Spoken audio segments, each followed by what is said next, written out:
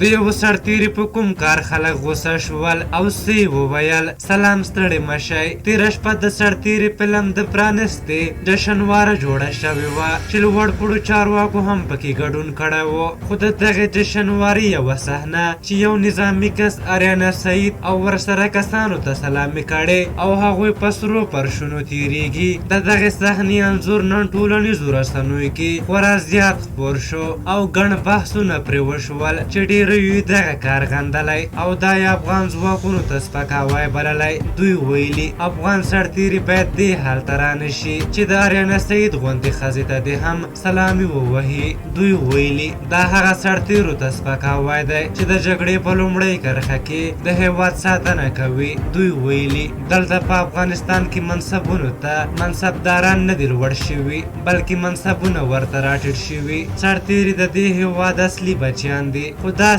سپکول چې د سرتیرو غرور په خاورو خړ کړي د زغم وړ نه دی. د دې کار عاملین دې ونیول شي او ودې ځپل شي. سیاسي شنونکي نجیب ننګیال لیکلي خدای ته وګورئ د افغانستان د امنیتي ځواکونو صلابت وساتئ. هر للو پنجو ته سلامي مه دروئ. افسران هم باید لږ د خپلې درېشۍ تقدس او غرور ته پام وکړي چې چېرته غوړ سړی وګوري د به سلامي ورته وهلې وي. په هر حال تاسو د دغې موضوع په هکله څه نظر لرئ؟ خپل نظرونه هم راته په کومنټ کې ولیکئ. که زموږ ویډیو مو خوښه شوې وي ضروري لایک کړئ. تر بلې ویډیو مو پرې بخښونکي خدای سپارم. د الله په امان.